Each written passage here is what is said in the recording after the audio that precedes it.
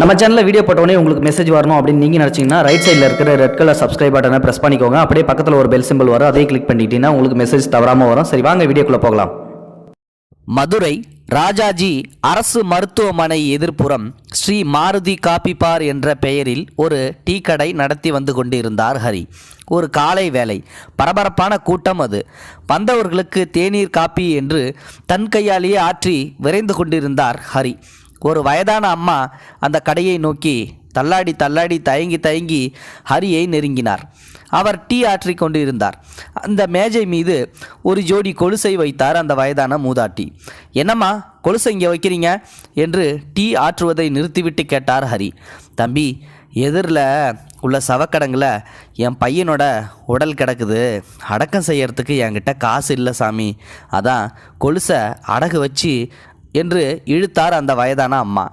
சவ அடக்கம் செய்ய இந்த கொலுசை அடகு வைத்து அதில் கிடைக்கும் பணத்தில் எதுவுமே செய்ய முடியாது அம்மா, இந்த நேரத்தில் அடகு கடையும் கூட திறந்திருக்காதே என்று ஹரி டீ கடையில் வேலை பார்க்கும் ஒருவரிடம் கூப்பிட்டு கடையை ஒப்படைத்துவிட்டு கிளம்பிவிட்டார். எப்படியும் அந்த வயதான தாய்க்கு உதவிட வேண்டும் என்ற வைராக்கியம் அவர் மனதில் குடிகொண்ட நாள் அது. இந்த சம்பவம் ஹரியை மிகவும் பாதித்துவிட்டது. இன்னும் நிறைய பேர் இது போன்று அந்த ஆஸ்பத்திரிக்கு சவ அடக்கம் செய்ய இயலாமல் இருக்கிறார்கள் என்று. இன்று நேதாஜி ஆம்புலன்ஸ் என்ற பெயரில் 6 ஆம்புலன்ஸ்களை அவர் வாங்கி இயக்க வைத்து கொண்டிருக்கிறார். ஹரியின் சொந்த ஊர் திருச்சி.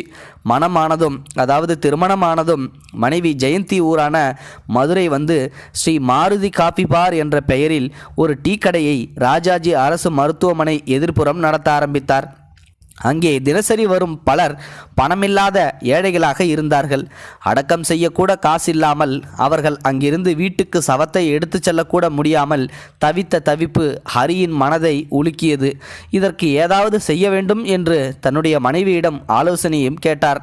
இருவரும் ஆம்புலன்ஸ் வாங்கி இப்படிப்பட்ட ஏழைகளுக்கு உதவலாம் என்று முடிவு செய்தார்கள். ஆனால் பணம் என்று யோசித்த போதுதான் இருந்த சொற்ப நிலத்தையும் விற்று அதில் ஆம்புலன்ஸ்களை வாங்கினார்கள். இப்போது ஆம்புலன்ஸ்கள் 6ம் மதுரை நகரை சுற்றி சுற்றி வருகின்றது. நேதாஜி சுபாஷ் சந்திரபோஸ் ஹரிக்கு பிடித்த தலைவர். எனவே ஆம்புலன்ஸ்க்கு நேதாஜி என்ற பெயரையும் சூட்டியிருக்கிறார். பணம் இல்லாதவர்களின் சடலங்களை ஏற்றிச் செல்வதோடு மேற்கொண்டு அவர்களுக்கு ஆகும் செலவுகளுக்கும் பணம் கொடுத்தும் உதவி வருகிறார் ஹரி. 108 ஆம்புலன்ஸ் இலவச சேவை தமிழகத்தில் அறிமுகம் ஆகும் முன்பே மதுரையில் இலவச ஆம்புலன்ஸ் சேவையை முதலில் ஆரம்பித்தவர் ஹரிதான். அசாதாரண நிலையில் மரணம் நிகழல் மற்றும் சாலை விபத்து எங்கு நடந்தாலும் உடனே அந்த இடத்திற்கு விரைந்து செல்லும் ஹரியின் ஆம்புலன்ஸ் உடனே ராஜாஜி அரசு மருத்துவமனைக்கு கொண்டு வந்து சேர்க்கிறது. இறந்து போனவங்க நிச்சயமாக கடவுளுக்கு சமம்தான். அதனால தான் இன்றைக்கும் பணத்தை தூக்குறதுக்கு முன்னாடி அதை தொட்டு கும்பிட்டுட்டு நாங்கள் தூக்குறோம் என்று சொல்லும் 48 வயதான ஹரி தானே களத்தில் இறங்கி கூச்சப்படாமல் அச்சப்படாமல் பிணங்களை தூக்கி இறக்க அனைவருக்கும் உதவி செய்கின்றார். உடல் வாங்க காத்திருக்கும் உறவுகளின் களைப்பை போக்க தேநீர் விற்பனையும் செய்பவர். பிணவரையில் கூறு போட்டு எடுத்துச் செல்லப்படும் உடல்களை அலங்கரிக்க கடா துணி, பஞ்சு, சந்தனம், மாலை, ஊதுபத்தி உள்ளிட்டவைகளையும் கடை நிறைய அடுக்கியிருக்கிறார். பணம் கொடுத்தால் வசதி படைத்தவர்களுக்கு பொருள், வசதி இல்லாதவர்களுக்கு அவர்கள் கேட்பதற்கு முன்னதாகவே இலவசமாக பொருள். இதுதான் இவருடைய கொள்கை. பிணத்துக்கான பொருளுக்கு பணம் கேட்கறது தப்பான்னு எனக்குள்ளேயே ஏற்பட்ட ஒரு குற்ற உணர்ச்சி தான் நான் செய்கிற இந்த உதவிகளுக்கான தொடக்கம் என்று எளிமையாய் பேசினார் ஹரி. சத்தமில்லாமல் இன்னொரு காரியமும் செய்து வருகின்றார்.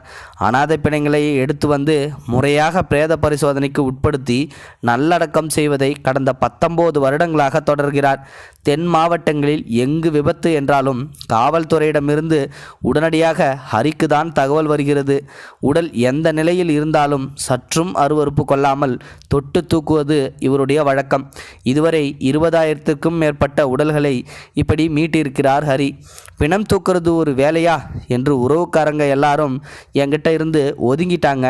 இதில் பெருசாக எனக்கு எதுவும் வருத்தம் இல்லை. என்னை பொறுத்த வரைக்கும் நாம் சேர்த்து வைக்கிற புண்ணியங்கள் தான் வாழ்நாட்களை சந்தோஷமாக்கும்.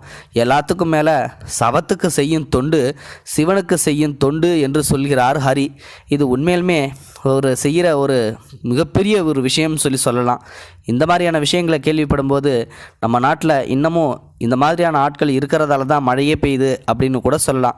இந்த ஹரியை பற்றி நீங்கள் என்ன நினைக்கிறீங்க மறக்காமல் கமெண்ட் பாக்ஸில் சொல்லுங்கள். முடிந்தளவுக்கு இந்த வீடியோவை மற்றவங்களுக்கு ஷேர் பண்ணுங்கள். கூடவே சேனலையும் சப்ஸ்கிரைப் பண்ணுங்கள். தேங்க்யூ ஃபார் வாட்சிங். இது போன்ற செய்திகளை உடனுக்குடன் நீங்கள் தெரிந்து கொள்ள மறக்காமல் எங்களுடைய சேனலை சப்ஸ்கிரைப் செய்யவும், கூடவே பக்கத்தில் வரும் பெல் ஐக்கானையும் கிளிக் செய்யவும்.